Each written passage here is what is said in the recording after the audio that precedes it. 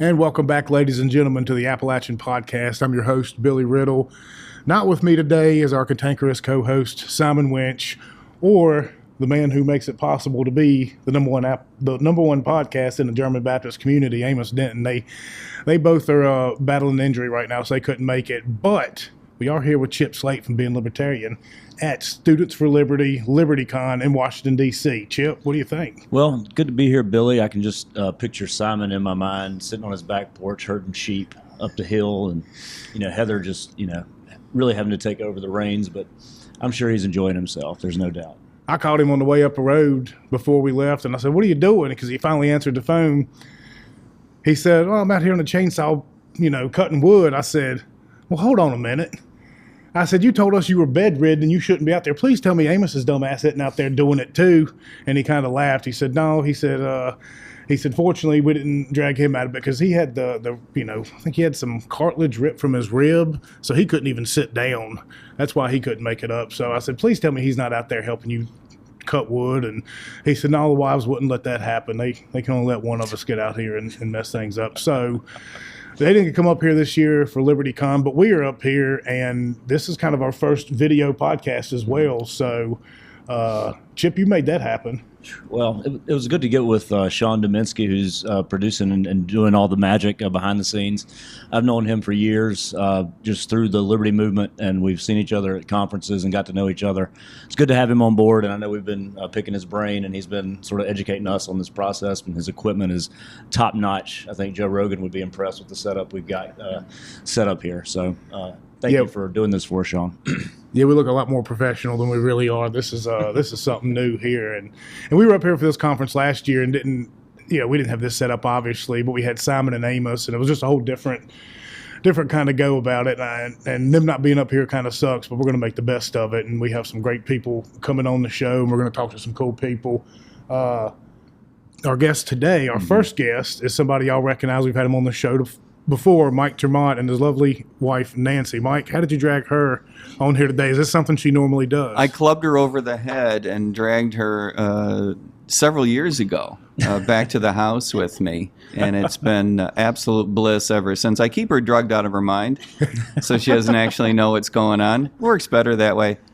And this is consistent. He said the same story at the cabin. I'm certain it's true. Big shout out to Simon. I guess what you're saying is that doing this podcast with you guys is harder, tougher, more demanding work than chainsawing wood in your yard. Is that really what this comes down to? It would appear so. Yeah, I think that's basically what he's done. Or he would rather do yard work than be with you.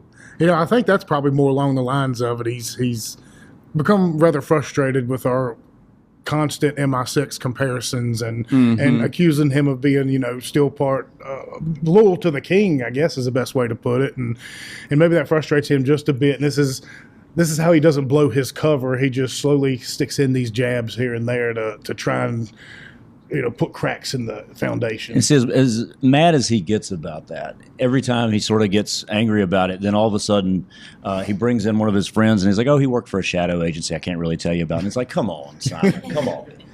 Or he's like, "Oh, by the way, Jimmy Buffett died," and he's like, "Oh, by the way, here's a picture of me and Jimmy Buffett taking off in a private plane from the islands." And did he just happen to have laying around? It was no big deal. Yeah. No, he's been a lot of places that he wouldn't admit to early on. Yeah, and it's the places he admits to that'll still make you kind of question. I think it's a statute of limitations thing. As they roll off, he's able to disclose more about his past lives. Probably makes a lot of sense. I mean, you look at the people who need to get into wild and crazy places. Well, who better than a sea captain? Because you're methodically moving across the world, and then you've got the strength. It's an excellent cover. You've got the strength side of it because you played rugby. You're very well trained in firearms. Have you ever actually seen him play rugby? I've seen pictures. Okay, because I'm going to go with that's an excellent cover story too. You come home bumped and bruised, right? Yep. From some weekend escapade, and their family's like, "What the hell happened to you?" And you're like, Rugby. In his defense, he kind of he very much Rugby and piss. he very much comes off as a rugby goon. So I most certainly. Oh think yeah, he's you can I see almost certainly him think he with played. chest paint, screaming. That's probably where he got recruited. They're like, man, look, he's in Yeah. shape. You know, he's got a job that takes him around the world. He's tough. You You're know, saying he's willing to MI6 take- yeah, something to that recruits nature. crazies outside of rugby matches. He was probably one of the guys that came in behind James Bond and cleaned up the rest of the bad guys. He's probably not quite James Bond. He's sort of a lowbrow. Yeah. You know, hard work, dirty nail, James Bond character. Yeah, absolutely. Yeah, I would say that's very that's crude. pretty true. Mm-hmm. Although he's married to someone that, you know, would probably turn down James Bond. I was very surprised to see. First of all, I was surprised to see that Simon could convince anyone to live with him. But yeah, as your audience may not yet be familiar, Heather is a real catch. Yeah, it could. You know, it could be one of those deals like maybe the Americans at a TV show on FX. Maybe they're a team and they were put together. You know, like those Russian That agents makes were. Could be. more sense. It was a forced marriage. Absolutely. Because Could be the case. her mother is British as well. So there's all these. You know, she's from New Jersey, but her mother's British, and she marries a British guy. I mean, it would have been me and my father. I would She's have said, "You gotta marry MI6 all American," day. but- All day. Yeah. Yeah. No, they live together because the Queen's men told them to. I believe Yeah, so. that makes more sense. I Thanks believe for so. clarifying that. Not really sure why he got stationed to the Appalachians. I mean, what are you going to be doing here? Who are you going to be spying on? But maybe it's his- You, There you go. the crazy libertarian. Well, here's the He's problem, though, infiltrated. is he probably didn't have to do anything. If he didn't come on board, then we probably wouldn't have shot up and took off like we did. So he basically created it. It's a foreign government that's pouring social media investment into your podcast. That must to make be what it zing. is. He's got the worst assignment ever in MI6. He's spying on you two. Yeah. Can you imagine how much he's cussing us right Yeah. now listening to this? Well, I hope so, because this is good stuff. well, if you all want to pour money into this podcast, you can do that at patreon.com/getontap for just $0.10 a day. What was that website again? Patreon.com/getontap. Get on tap. Yep, get on the Appalachian Podcast tap. Kind of sounds that's like what that stands for. I tapping had a no keg or idea. something. So You yeah. learn something Yeah. every day. I thought don't it you? was a beer reference. No, Like, get it's- on tap. Like, get Speaking of drunk. learning That's what I something every swear day, thought. I was very impressed Oh, by your see that- Jeopardy skills last night. Oh, yeah, thank you. It Yeah, was- and I noticed that you were so good at it, they unplugged your buzzer at one point. That's right. It's funny how that worked, and I think in your game they couldn't tally the scores correctly. And I think they Well, I messed some think they things up. could. They decided I was going Oh, to that lose. was it. Yes, I I see. think Simon had hacked into the scorekeeper's table and made sure I wasn't going to go to the next round. Look, Chip went rogue last night. We had a plan. He wasn't going to put us on the stage together, so we had a plan. We weren't going to win. We needed to get back up here and do some work. But once he got that buzzer in his hand, everything else took over, Yeah. and there was no way he was losing that. Because, I mean, I had a decent enough chance, and every time I get the daily double or 10, I just wager all my money knowing I wasn't going to get it. Because at this point in time, my wife was watching back home. Tara, hello.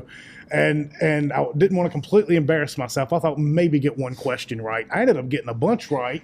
You did. Billy, did you well. knew a did lot well. of answers. You did You're well. just a very self-destructive personality. Oh, absolutely. And that's the whole point. That's what makes me It was who I like am. 14th century Bulgarian poets. I'll bet it all. I mean, what is going on up there? I wondered, but I was trying to get out of there and be done with it so we could get back up here and try and get some work in. you were all trying the to people- follow the plan. I had a plan.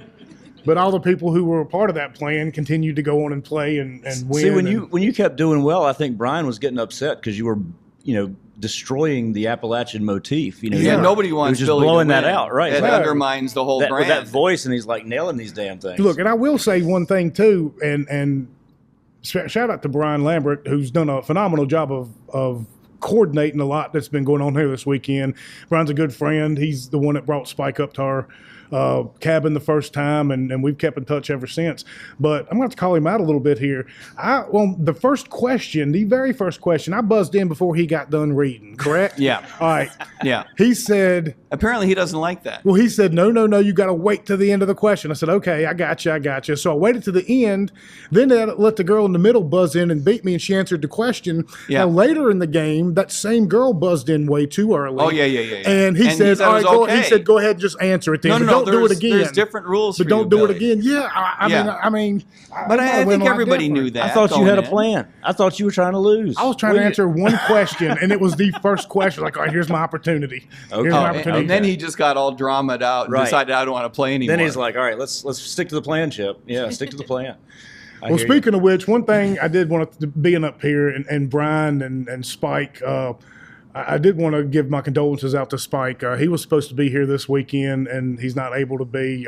He had a death in the family, and he's just a tremendous guy, and it really sucks he's not up here this weekend. Because Well, we he's all think enormously of Spike, of course, both on a professional level and personally. And I know that Spike, I think we all are aware, Spike was very close to his dad. His dad was a hell of a guy. And lucky to have someone like Spike as a son in the family. I mean, my dad was never so lucky, let's be honest. and so I think we all appreciate Spike taking the time to, revere and show the respect to his dad that he deserves. And we're very disappointed he's not here, but we completely understand. And I think that rolls into the first thing that I would like to talk about in terms of libertarian politics. I don't know if you guys still talk about politics or policy or anything going. Are you guys just completely focused on Appalachia now and what's going on in Simon's backyard, or can we broaden the conversation? Well, we do have the Crow up there, and the what? The Crow. You got to meet the Crow, correct? Remind me. Well, there's a pet crow, if you don't remember it. No, I don't remember meeting your pet crow. Maybe you did. It was somebody else. I'm pretty sure I would have remembered meeting you have a pet crow? Well, Simon does. Heather trained a pet crow from... I thought Simon was Heather's pet that she had trained. That's why she did such a good job with the crow. Yeah, and then moved on to the crow. She trained on Simon, and now she's perfected. Now the crow can be your eyes. Okay, so I make one effort to try to broaden the conversation. We're right back to the crow. Appalachians. If I may, as long as we're saying nice things about Spike, and I do not like to do so. Yeah. I do not like to say nice things about Spike because, as you know, I believe everything is about me, and I get very jealous because people like Spike more. Only because he's smarter and more eloquent and better looking, and he's been around more and he's been more successful. And people younger. Like him, and he's younger. That's enough. Okay, that's enough. That's enough. I do think that we should begin encouraging Spike to run for president. I think that no time is too soon to start that drumbeat. And I know that others have beaten that drum in the past, but I'd like to really start an earnest online effort to make that happen. If we get enough momentum behind it, he won't be able to say no to us. I would hope not. I know he had mentioned not too long ago, I think he said, if he runs, it's going to be on his own terms and this kind of deal. No, the hell with that. What do you mean his own terms? On our terms. I don't think he's just beholden. When we want, the way we want. I don't think he's going to be beholden to a party or anything. If he has to do it independent of the Libertarian Party, maybe he'll do it independent, or maybe he'll do it as a part of the Libertarian Party. I think he just said, look, if it's going to do it, it's going to be how I want to do it. And I respect that. And no, I don't. No, stop it. Do you really think he has the ability to save the Libertarian Party? What do you think what kind of shift have you seen since the convention? I know we also had such a good time at the convention. Yes, we had a lovely time. Nancy, did you have a good time at the convention? Yes. You have to get closer to the microphone. Yes, I did. Okay, good. Nancy is Blink not twice. The best liar Blink in twice the world. if you're having to answer hostage. under duress. I don't know that I've seen a lot of shift. There's been a lot of activity. I don't know about a lot of shift. The Libertarian Party attracts a lot of people who are not interested in winning. That's the bottom line for me. And that's a problem. Mm-hmm. And I think that as a party, we need to get back to focusing on winning, to doing what it is the party is supposed to do, which is to foster elections, candidates, to make them more successful. It doesn't necessarily mean winning, although in some cases it does, right? By the way, big shout out to Wichita. Big shout out to, Mayor Lou. I know that there are some people who are upset that the mayor out there, who's a libertarian, hasn't participated very much in libertarian politics. That's right? Because she's interested in winning and doing right by her community, and she's not all that interested in internal libertarian politics. And I think that we would all do well to take a lesson from that chapter. We need to get back to focusing on elections and stop worrying about punching each other in the face over whatever it is policy-wise that, about which we disagree with our fellow members. I think that's a good point. It's politics is shifting in such a way that, the party itself has shown how important it can be in the grand scheme, especially after Trump and RFK came there, and sort of, I would presume that's sort of where their alliance began, because I think they were sort of anti each other up to that point, and I think they had some meetings there about. So, Libertarian has fostered that, in roundabout way, but I think the relevance is important. You're right. The elections have to be the focus instead of what we see at these conventions, which is just sort of tripe in a lot of ways, what happens behind the scenes. It is the running of candidates, running campaigns in these elections where we build up our political capital. Mm-hmm. You cannot just trade on that capital repeatedly over and over and over again without building it up. You have to continuously build it up. And that's only going to come from running successful campaigns. Mm-hmm. And you lose that equity over time if you don't. It absolutely degrades. Mm-hmm. And so I don't mind the strategy that says we're going to trade on that a little bit to form alliances, mm-hmm. right? I very much appreciate the alliance that we formed with the Trump people, with the Kennedy people. Mm-hmm. I enjoyed having Ramaswamy around. And to be honest, as some of your listeners will know, I was quite critical of the idea of bringing these idiots into our convention. Right. And part of that was because I was afraid that we were going to get co-opted and it would undermine our message and yada, yada, yada. And I have to admit, and I don't do this very often, as Nancy knows, that I was probably a little bit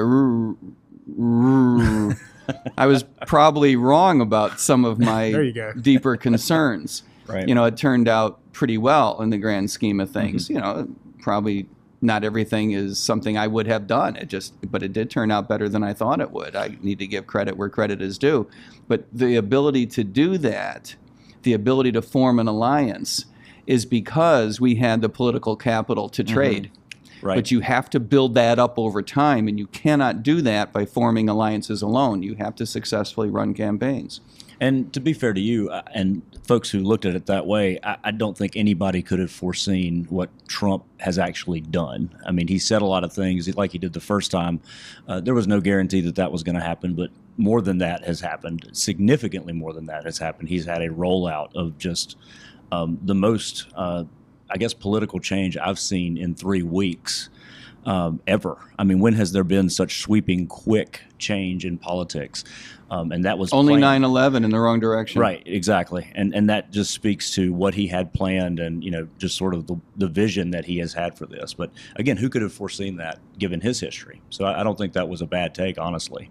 Well, that's a really interesting point. And of course, as libertarians, we're not going to agree with everything that the mm-hmm. administration does. And even the things that we agree with, we may not like the way mm-hmm. that they're done because, we are constitutionalists, and at least in part.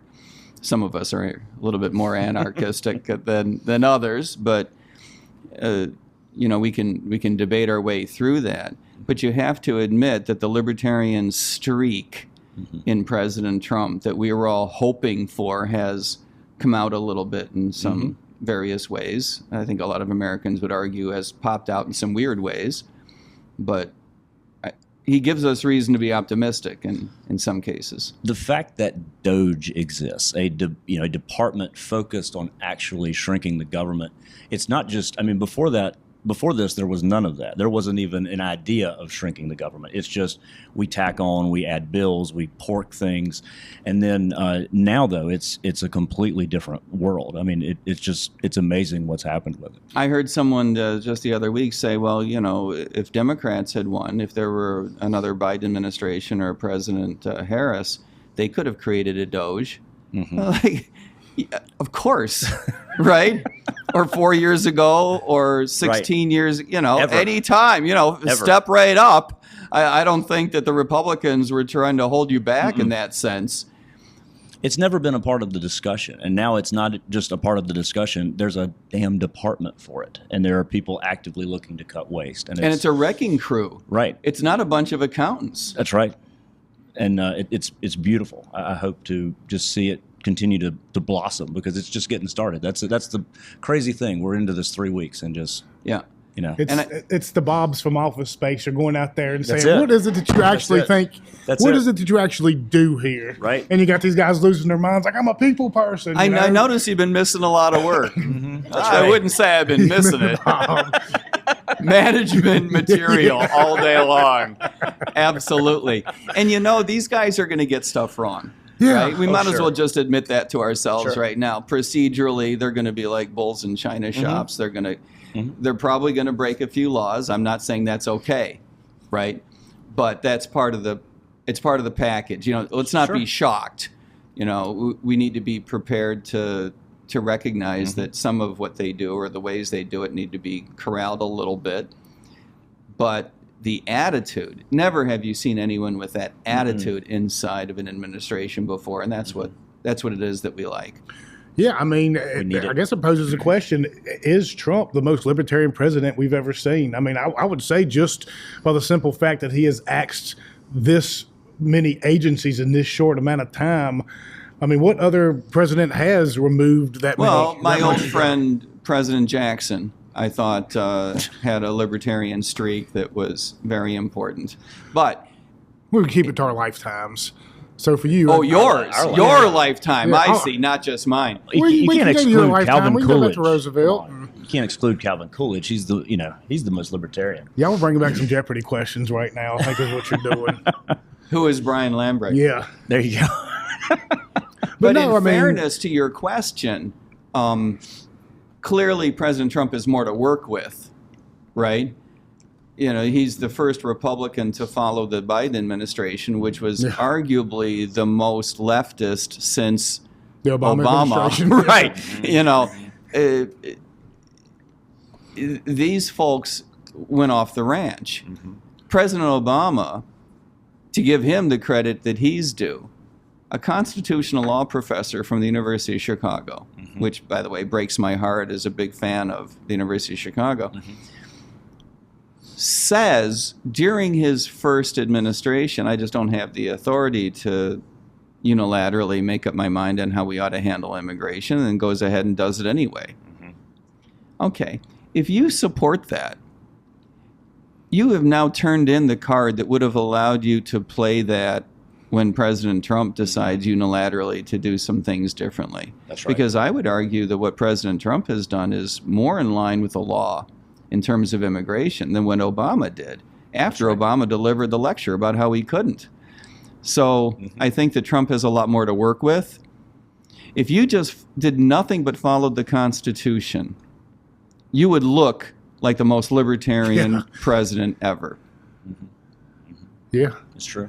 Well, I wonder. When you talk about the Libertarian Party, I think there's two kinds of people that are in the Libertarian Party. There are the purists who want nothing but to advance the party, and they're going to advance the party in the way that's by the book, and this is how. Then you have the other people that are more about advancing the message. And I think once, and those people are the ones who will tiptoe back and forth between the LP and the GOP, because there have been some good arguments out there. Why, if you're a libertarian, especially in a lot of these local elections, why don't you go run under the GOP? Because that or next to your name alone will get you elected, and then start bringing in more liberty policies. So I think the LP really needs to find a way to intermingle those crowds and work for each other instead of against each other. You may be right. Because you got Thomas Massey, you got Ron Paul, you got Rand Paul, you got all these people, Justin Amash. They were all Republicans, but we all know they're really libertarians deep down. But they're smart enough to know they can't get to that big level with an L on their name. So use the GOP while that's GOP funds. You want to talk about being a libertarian? Don't use your money. Use the GOP money. If they're going to get you in there, they want a body. Run for that local election under the Republicans. And then advance your liberty messages from there. I mean, we wouldn't have had to have spent all of our money over the past couple of years. That's right. If anyone out there wants to hire me and Nancy, give me a buzz. So for you, what is your future after this election? What do you want to move on to next? Take a year off and do absolutely nothing? You're on board with another campaign. I am. Whatever you want to do. Blink twice if you're speaking under duress. The conversation that Nancy and I had to have did include a piece of, well, that was weird. Do you want to do it again? But there's another piece, and it's a piece that we don't, in my view, I don't think we talk enough about, and that is that the federal government of the United States, notwithstanding President Trump, and perhaps more slowly, thanks to President Trump, is headed in a really bad direction in terms of spending and debt, right? Now, we all know that next week we're going to see some budget proposal from the White House. So let's temper our conversation just a bit. But there aren't too many economists who would argue with me regarding the following statement, and that is that by the middle of this century, the federal government of the United States is going to be financially insolvent unless there's a really profound course correction. And that's a big deal, because it would be one thing if the government would just collapse, get replaced by something smaller, and, you know, we moved on to better food and brighter colors, right? But that's not how it works. How it works is it would bring down the bond market, it would bring down the market for the dollar, and cast the entire world into a deep depression with no international reserve currency worth a damn. That's a problem, because now you're erasing not a few months or a few years of economic progress, but decades. Yeah. And that means that billions of people have their lives economically interrupted just because of people in Washington making stupid decisions, and that's not right. On a very ethical level. Sure. Never mind the efficiency of economic growth. On a very ethical level, we need to have a problem with that. Sure. And the other problem I have is that the government of the United States, the federal government, recognizing that we keep changing administrations between the two parties and that there are important differences, but on the whole, we seem to be moving toward greater concentration of power in the White House and greater latitude in the decisions that these people make. Right. They take to themselves enormous amounts of power to make fairly broad decisions, right? As upset as we were about Vietnam, as upset as we were about Korea before that, that's really small potatoes compared to Afghanistan and Iraq, where we caused the death of over 1 million people. That's a big deal, and I think that we need to let that sink in. In other words, in my view, things are getting worse, not better. And I believe that as a matter of militaristic foreign policy, we spin the wheel far too often. And I fear that just as a matter of a law of large numbers, we will eventually spin the wheel and not be able to get out of it. And that we will somehow trigger an international conflict that is really a big deal. I don't want to describe it. We all have imaginations, right? Yep. I don't think for those of us, including all 5 of us at this table, for those of us who recognize these problems, I don't think you have the right to do nothing about it. I don't think you should accord yourself the ethical latitude to just watch this happen. And I asked Nancy, if we work our asses off for the next decade, do you think that we could make any difference whatsoever? Now, she had the ability to say no, right? And I don't know if we can make a serious difference, a big difference, a little difference, but she didn't say no. You did blow it. You blew it. You should have said no. But she said, yeah, I think that we could probably make some kind of a difference. Well, if you think that that's true, even if you're wrong, but if you think, play your cards right? Do something. Figure it out. If you think that you can make a difference, I think you have to. Yeah. I think you have to. So the answer is yes, but I don't know the answer to the next 8 questions. Well, I think you're right on that. That's a big reason why we do this. Kind of just started out as a little hobby upstairs in my office space. I never expected it to get to this point, but now it's kind of like after Simon jumped on board and after I saw the reach we started getting, I said, well, now we have a responsibility. If we have this platform, we have these people tuning in, we've got to ignite people. We've got to get them excited about the prospects of what we can do, and they need to be concerned with the things that could happen. We tell people all the time, look, make sure you're making friends with your neighbor who's got a farm, and you know where the local farmer market is. You know where to get your meat locally. You know people who have ammo. You know people who make moonshine. All those things are great currencies to have if bad times do come upon us. But I'm like, we don't necessarily have to just sit back and wait for those bad times. How about we be proactive now and what little we can do here? I've got 3 kids that I don't want them to have a normal childhood. I want them to be adults in a decent world. And that means if we have to crack some eggs right now and I got to sweat it out and miss out on some things, I'm fine with that. But I want it done now before they get too old. And you are a hell of an egg cracker, and I understand you've got another one on the way. No. She's already here. Oh, my goodness. That's the third one. I've been overtaken by events. Yeah. That was back in September. We had her. So she's about 4 months old now. Thank you. I thank my wife for allowing me to come up here this weekend. I will blink twice. I am under duress, but thank her for letting me come up here and do this weekend because this is super important, and I really guilted her in saying Chip had brought video people up here, so we couldn't let it go. Couldn't say no.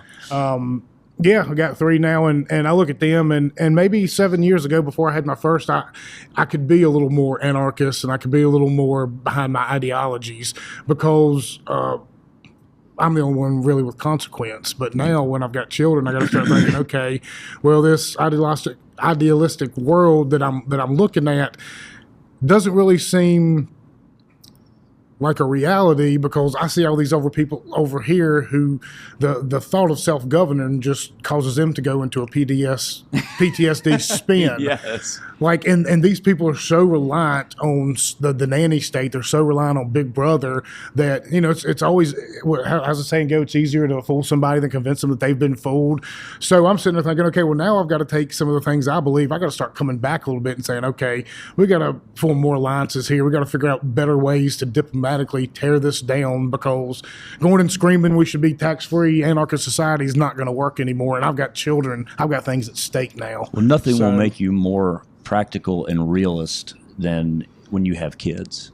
And the rubber hits the road, and you have to be realistic about what you can get done and pragmatic about things because you don't really have a choice at that point. No, the reality slaps you in the face. And they're the children growing. do remind us that we are not the most important things in the world. Exactly. You must be dedicated to something more important than what you had thought you were going to dedicate your life to earlier, exactly. Right? Things change. And good for you for recognizing that it is a culture shift, I think, that you're describing. Yeah. Deep change, and that's why your podcast is so important because it's more important than any one particular political campaign. Mm-hmm. Yeah, I mean, we've had people of all ilks come on the show quite often. We give them a platform and say, here are the ideas. If you're going to listen, you be the one to decide on what you like, and it's been fun. It's been a lot of fun, and I'm glad to be able to come up here and do things like this as well and talk to different kinds of people because then you go back and you share those ideas with some people and you kind of bounce those ideas off of each other and you start coming up with a plan. You share stuff, but also the podcast itself becomes a voice for Appalachia. It gets the more popular and more that we get out, then it helps the region. And everyone's going to want to move out there, though. Isn't that a problem? That will be a problem. No, because we bring up enough guests to still scare people from wanting to move out here. You need more scary guests. Yeah, we've got it to where they just want to come visit for a week, not really move out there. But that's kind of where we like that little sweet spot. They come visit for a week, but if you hear some whistling, now you're going to have an event this summer. We're hoping to. We're hoping. I'm not going to say for sure yet, but that's the goal.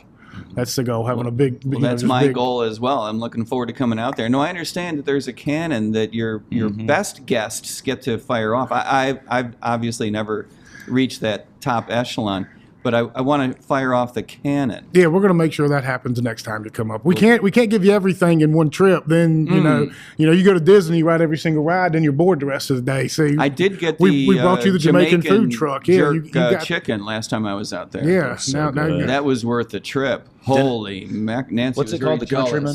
Yeah, Dennis's food truck is the Jamaican Countryman Jamaican Grill. That's it. Countryman Jamaican. Yeah, you'll see that around anywhere in our part of Virginia. If, you can follow him on Facebook, and he'll let you know where he's going to be at. But if you're there, my God, there can't be too many Jamaican food trucks in Appalachia. Not authentic like that. No, it was really good. Oh, it was delicious. Shrimp, chicken, steak. It was amazing. Yeah. So we have a lot of fun with that kind of stuff, and the Appalachian culture, that's something we try and push as well, and it's funny, you spend your whole life growing up and they say, oh, it's okay to celebrate our diversity and our differences and stuff like that. But then in the same people in the same breath who go out there and celebrate that diversity, they tell you your culture you're appropriating. Like, it doesn't make any sense. They just talk themselves in circles. Like, so the Appalachian culture is something that I don't expect people in the Pacific Northwest or Texas to understand or get, but I just want them to understand it. And No, I keep wanna visiting you understand- over and over, and I still don't understand. Yeah, and I don't want- know I what wanna the understand hell is their going culture. on out there. Learning Everybody about understand crows each- that fly in, right? Pet crows. There's a pet crow. Yeah. Jim is his name. You named it. Heather did. Heather has named the pet You crow. caught that one. I don't think he did. Yeah, no. I did. Please don't bring it up. That's actually not his name, by the way. I think it's what does he call him? It's some fancy European name or It's something. only something he can pronounce. Yeah, something. The like crow that. is a fancy In- European name. In Welsh. It's like, you can pronounce it in Welsh or something. Yeah, I can't remember. Or like Ramon or something. Something very fancy. Ramon. I'm about to How text did we him go and from ask Europe him to that. Ramon? I don't know. Well, Ramon is maybe Spanish. That's Europe, you know. Okay. And we know how much of a fan Simon is of the French, so maybe it's a French name. and Okay. Simon is a fan of the French. Oh, he's got French flags everywhere on his property. He is. Man, he is probably didn't through- want that out there. He's through and through. I mean, Maybe he's not MI6. It's very Maybe strange. he's French Secret Service. French Foreign Legion. Can you? I just heard the TV he threw against the wall listening to this.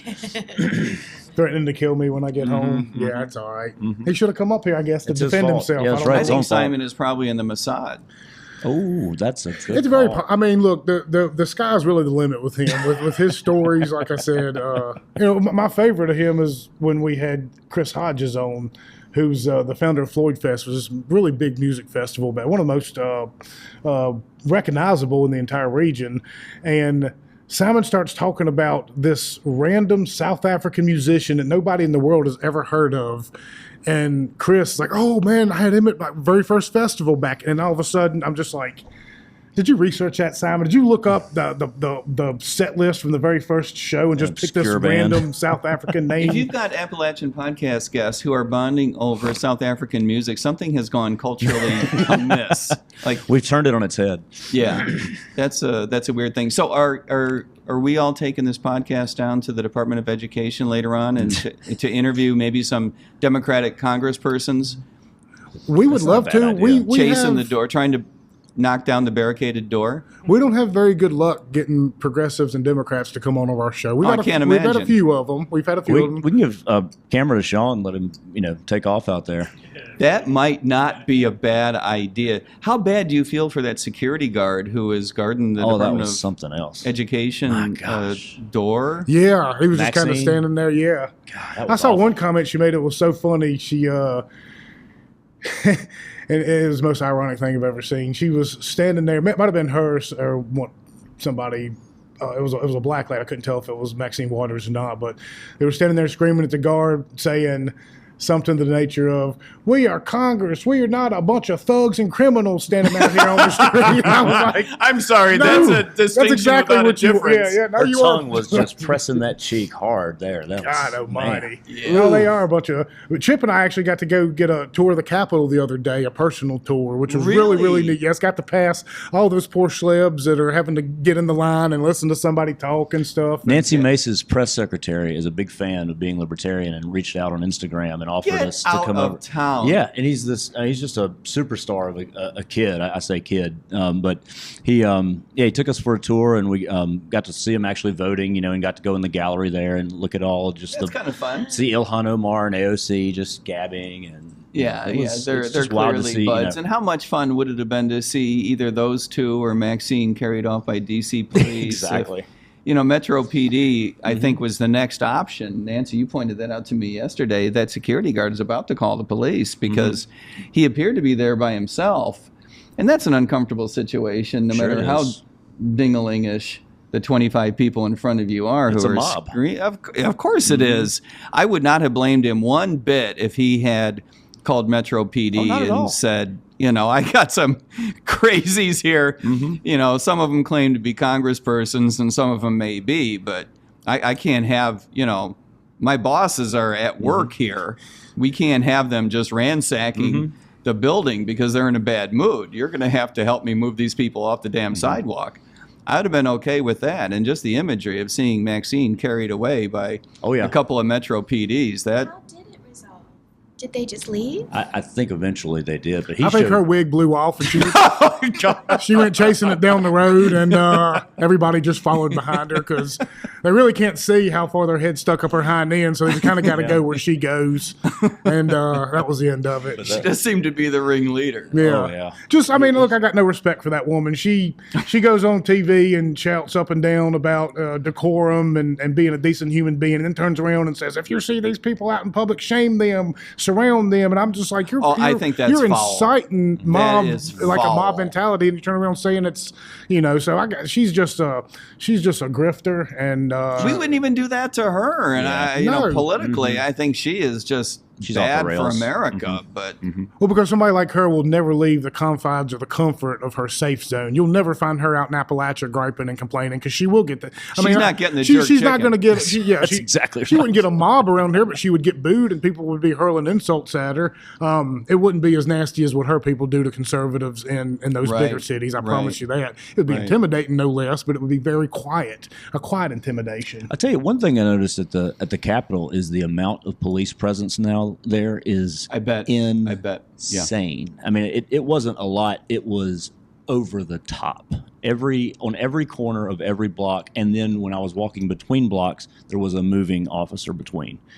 I mean, constant. You couldn't go like 30 feet without an officer. I was being up there somewhere. at the Dirksen Senate office building for one of the Kennedy hearings, and I just assumed it was because of the hearing and that sort of thing. But my observation was the same it's- as yours. It it's was just regular. flooded with cops. And then, interestingly and annoyingly, Capitol Police emptied the hallway where people were chatting after the hearing. I thought that was a little odd. That is 100 years ago, when I worked in Washington and I was in those buildings all the time, that was what you did. That's how you did business, right? Is standing on that That's right. godforsaken marble, having That's where you talk. That's where you talk. So, police moving us out, I didn't know how people were going to get business done. I guess maybe it's a little bit different culture than it was a couple of decades ago. That's when were you there? Was the 90s or the 2000s? In the 90s. Okay. Yeah, I worked for the banking industry. Okay. As an economist and supporting the lobbying efforts. Okay. Most of my time was spent either working with the regulators, the Fed, the Treasury Department a lot, and the FDIC. But also I used to write a lot of testimony for the bankers to go up to the Hill and speak to the hearings. We were just laughing the other day. The most contentious hearing in which I ever had a witness was with Mr. Kennedy's brother, Joe, who had been a chairman of one of the House banking subcommittees. And he and my witness were yelling at each other about bank fees. And I'm trying to hide under the covers, I don't know who made this guy write this stuff, but my witness took the bull by the horns and stood up to Mr. Kennedy, so I was real proud of him. Oh, that is cool. Yeah. I worked there. It was the summer of 2000. I worked in the House and the Senate. And so seeing how it's changed since then, it's just unbelievable. Because it seemed like a mammoth, this mammoth government then, but now it's just this crazy. It's just It only gets bigger. It's unbelievable. And it gets more exponentially- bureaucratic. Exponentially, yes. It gets more bureaucratic. Layers and, upon layers. and the staffs get bigger, Right. I I don't know how they, well, a lot of them, we're seeing it now. A lot of them are being laid off and gotten rid of. So it's coming back, thankfully. And I think, again, we need that. This is long overdue to I come agree back with to you. the center. The other thing that's fascinating is to see the even stronger grip of the political parties. This idea that the Republican Party controls Congress and the White House.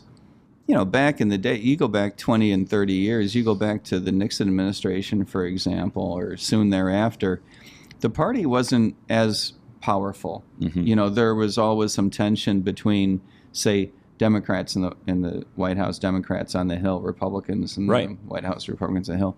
But now it's just one. It's completely tribal. It's Just completely tribal. And I think that has a lot to do with our media. Absolutely does. There's no doubt. For one thing. And the fact that our government was funding this media. Absolutely. And that the problem is the media is not going to make as big a deal about that as it should be. This should be the story for, a decade that this has been happening for Of course decades. it should. But it won't. Of course it it It's should. already getting, covered up, or they're trying to, but thank God for X and these, outlets that will allow you to speak about those things and amplify it. Yeah. Because without, if we didn't have X, what would we have? Well, Nancy and I still watch CNN once in a while because we're afraid that if we don't, it'll go off the air. I think that we are two of the 8 people that we'll turn it on for a little while each day to make sure that it's still. I'm waiting for the countdown screen. Right. Or that would be funny. The old diagram from the 60s, at 2 a.m. when the station would go off and they'd play the Star Spangled Banner and they'd be gone. I'm waiting for that on CNN. There's no way they wave an American flag into the Star Spangled Banner. It'll probably be You see an the ISIS Soviet flag and communist flag going down. Well, this is the end of our term, comrades. Maybe No, you're right. That brings up a good question. I think Politico got $8 million or 8 something from the government. I don't recall, I didn't realize that it was that large. I don't recall the Appalachian Podcast getting a insane. dime for the government, and we are a media outlet. Pony so up to the trough, wondering, young man. What do we have to do? Can we bring a lawsuit? I think we missed the boat. Maybe They're there's a dismantling it now. subcontract. Can you become a political subcontractor? Possibly, but I have to probably be told what to do and say it from time to time, and I'm not a big fan of that. I'm shocked. Yeah, well. I don't think you would make it to the first Wednesday before you had a no. falling out. If I didn't make it, Simon definitely wouldn't make it before me. Well, I've got a plan B, and I choose my words carefully. The pharmaceutical companies, did you like that transition? Nice. The pharmaceutical companies are still funding CNN for reasons I can't quite put my finger on. It must be congressional staff is watching CNN or something. Has to be. But there's a tremendous amount of money flowing in there.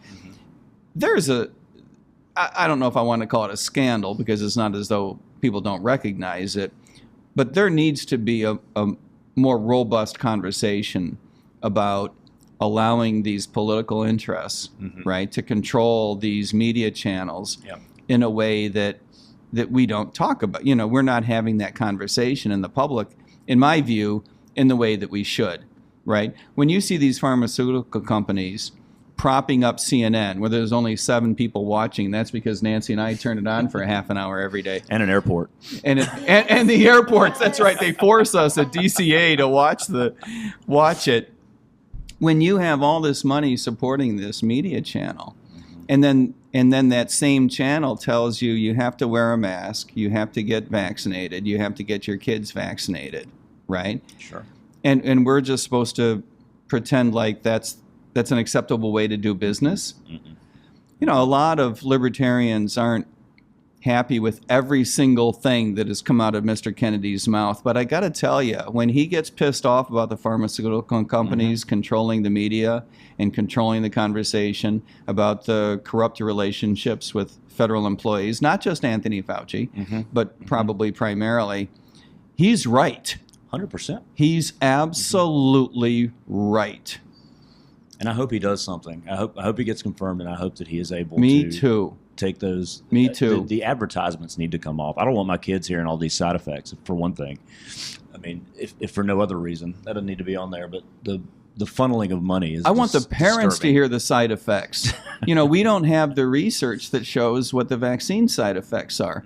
I don't know what they are, right? That's the problem, right? The problem is that we don't have research that shows what the vaccine side effects are. I'm not setting my hair on fire because I know all the biological occurrences in your body once you have a vaccine. I'm not a doctor. I'm not a chemist. I'm not going there. But I do know that we don't have independent research that shows what the side effects of the vaccines are. That's a problem. You're absolutely right. Your kids shouldn't be listening to them, but parents should be told. And that's only going to come from research that has not been yet conducted. Right. That's a problem. It is. Because the doctors feed off that too. You're not getting your real doctor. You're getting somebody who's influenced by all these things along the way. And even an independent-minded doctor. What do you got to work with? What does he have? Here's the research that's been done. I remember having that conversation with my doctor, who was super honest with me. Like, this is, I don't have all the information that I would want to have.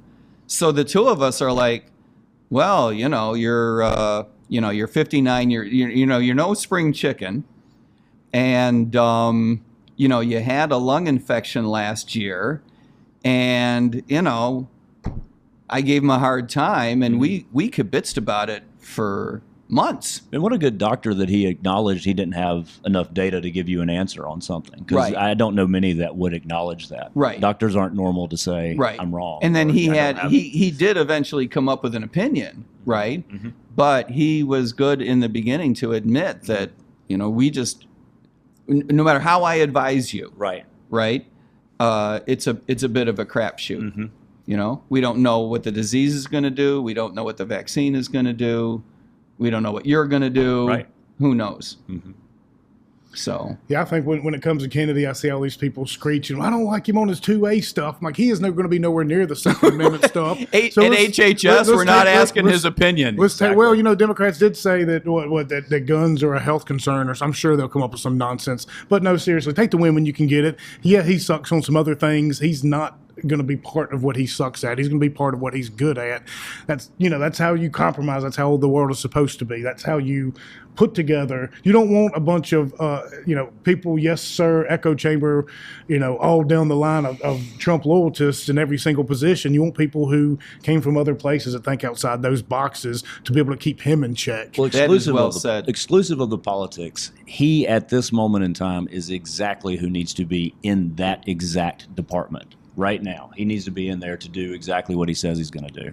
Yep. All those things that getting the chemicals out of our food, getting the pharmaceutical industry under control. It's just And a guy it who needs to happen. recognizes that the reason all of that is there is because of corrupt Right. political He's processes seen it. behind it, Mhm. and corrupt science, research that's been corrupted, that's not fully disclosed. I'm more comfortable. A lot of Democrats hate it when I say this. I recognize this, but I can say it on the Appalachian podcast. I'm happier having an attorney set his hair on fire about this than a doctor. Mm-hmm. Democrats are always saying, well, you need a doctor, you need someone who's really good at chemistry and understand. No, stop it. The reason we're in this problem is because we protect these idiots from the liability that they should be subject to. The That's courts right. don't work correctly, Mhm. right? Because the companies that put these products, right, whether it's a certain cereal with red dye or it's a medicine that hasn't been completely researched, it's all because our courts don't work correctly. It's because the companies that produce them are not completely transparent, Right. because they're not forced to Right. be. They're allowed to be. Right, Mhm. because they're Mhm. allowed to be. I'm much more comfortable having an attorney who has spent his career screwing these people, Mm-hmm. right, Sure. than a scientist who has spent his career trying to figure out, which molecule bonds with which. Right. Well, and like you said, he's going to be looking at the data and how these things got there. So he's going to be exposing. Yes. And we've read his book, The Real Anthony Fauci. He's a natural at exposing things like that and is able Yep. to do it in an effective way. So I agree with you. He is ideal for that position right now. Absolutely They the have right to guy confirm at the him. right They moment. have to confirm him. Yeah, and I think that they will. I think I it's think they going to will be too. tight, Mhm. but I think they will. So I'm excited about it. I am too. And you have to admit, regarding the other Trump folks, maybe they're not libertarian enough for some of our party members, right? But they are disruptors. There's some crazies in there that I love for the Sure. fact that they are way outside of any Box. Mhm. normal Republican box. You need people like that. Well, at this stage, Absolutely. especially, we have gone so long without accountability that we need a revolution of accountability right now. We have to have it. I thought one of the most telling conversations was the hearing with Tulsi Gabbard, Mhm. where the Democrats start out criticizing her because she doesn't have enough experience, right? That was the line. She doesn't have the right experience. And then after the conversations start to play out, you realize what they're really upset about is her opinions Exactly. on matters, right? It's Yep. not a matter of experience. If her opinions were right, her experience would be fine, right? You know, That's what right. they really mean is you haven't had enough experience for us to beat you into thinking the way that we think, That's right. right? Yep. You know, if you still think that we need to call into question the way that we make foreign policy decisions, then we haven't beaten you up enough. Exactly. Right? We need you to knuckle under and get with the program. And so I just think that, they're so full of crap. They are. That whether I see eye to eye and everything with Tulsi Gabbard or not doesn't matter. Just the fact that she doesn't see eye to eye with them is enough for me. And what they expect, they have so little faith in the intelligence of normal people that they believe they can pound the table, be loud, scream, and point to get their point across that they're mad without having any substance in what they're saying. If you look at what they were criticizing Tulsi for, again, lack of experience, it's nonsense. It's absolute nonsense. Of course it is. And when you are able to look at that and say that is nonsense, she's perfect for it. Because they don't, right. Because they don't. It's an interesting point. They don't have anything to hit her on. They're hitting her on something. If you take a congressperson who's been a colonel and say that person doesn't have enough experience, like, what is wrong with you? It's just pounding the table. It's not just about anything the else. opinions. It's just That's pounding all a table. it is. If they were 19 and had a funny handle like Big Balls, but they had the right opinions, the Democrats would be like, "Oh, he's our guy." They'd never say a word. He's our guy. That's right. Let him in. It's so true. Well, on that note, we'll go ahead and start wrapping things up here.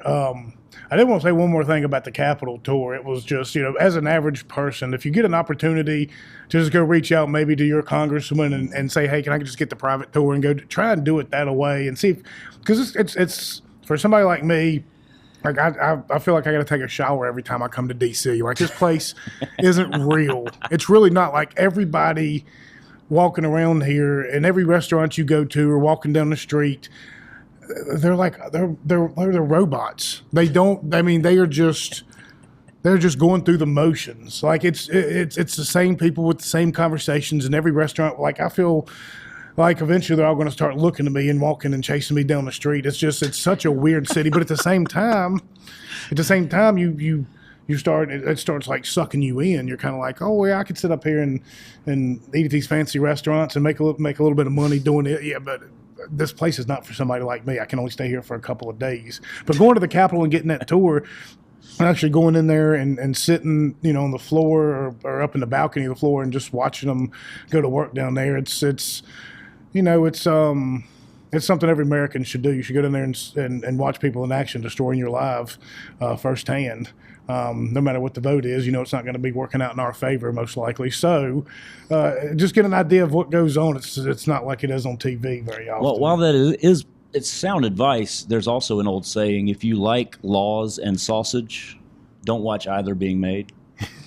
And so, you may not want to go watch as they destroy your life. But I think going backstage there is cool, and going behind the scenes is cool. Hearing the history, with the fellow we had at Nancy Mace's office, he was brilliant and knew all these things and would go in.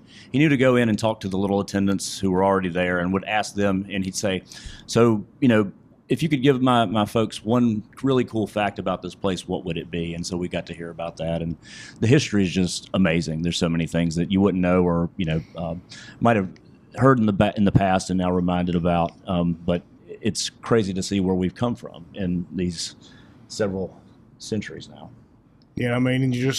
And then everything else from, January 6th, which is like the worst day since 2 9/11s, and you're walking through the rotunda and you're like, man, how did people survive this thing? And it's just such an amazing story. We kept looking for a podium. I was trying to find a lectern to carry around in honor of. Well, next time you're in town, let me know. I'll get you my horns. That would be perfect. Nice. That would be perfect. Then you could go on the tour and you would stand out.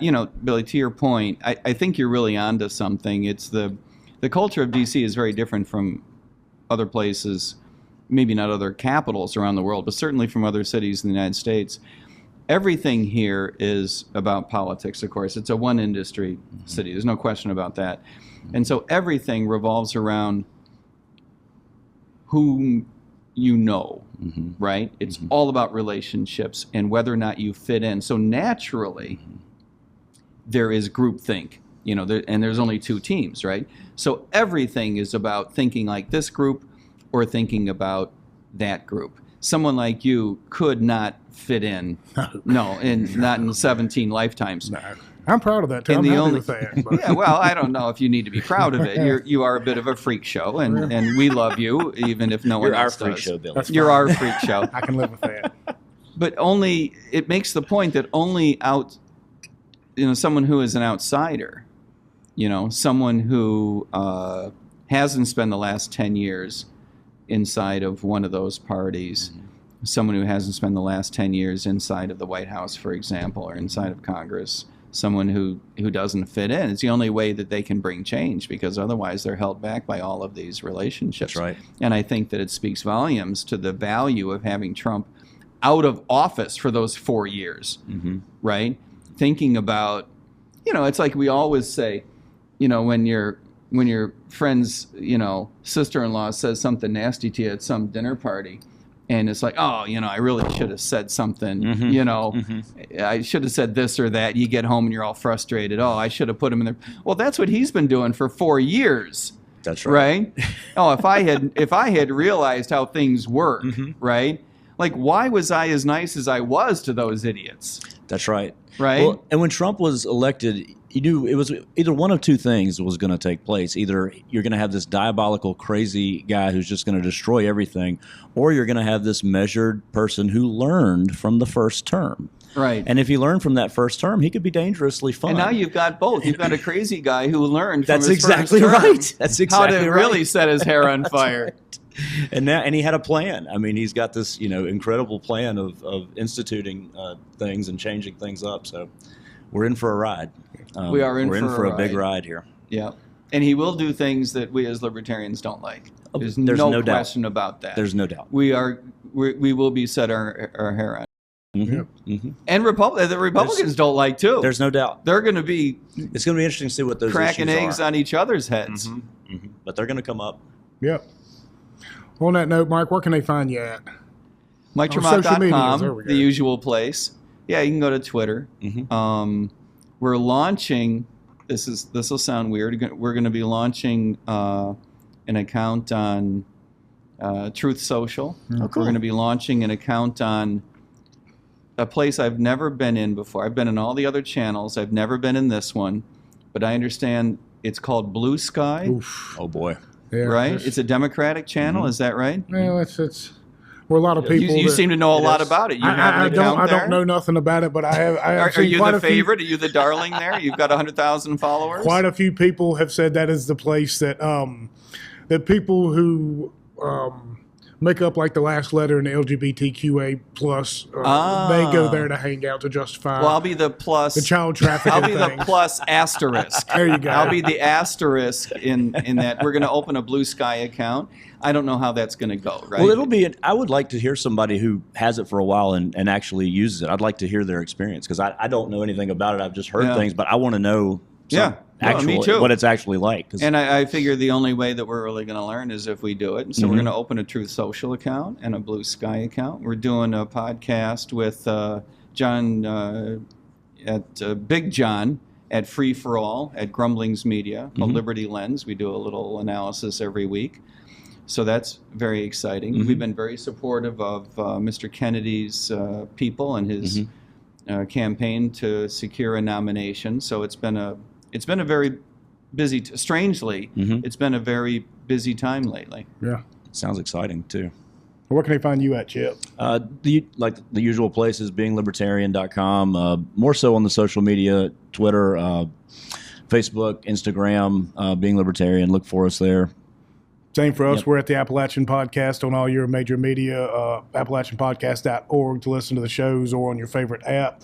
Patreon.com/GetOnTap to become a subscriber for only $10 a day. Or you can subscribe over on X for $3 a month as well. So everybody, your support helps. It puts us up here to do things like this and put your money to good use. So thank you all. Thank you, Mike. Nancy, next time, try not to talk so much because we really didn't get to speak to Mike a lot this show, and you kind of overtook him. So no, thanks for being here, guys. We thank y'all appreciate so it. very much. Thank you. It's a great joy to be with you. We'll get y'all up to the cabin here every soon. single time. I look forward to firing that cannon. Absolutely. We got you up there this summer. We'll get you up. All right.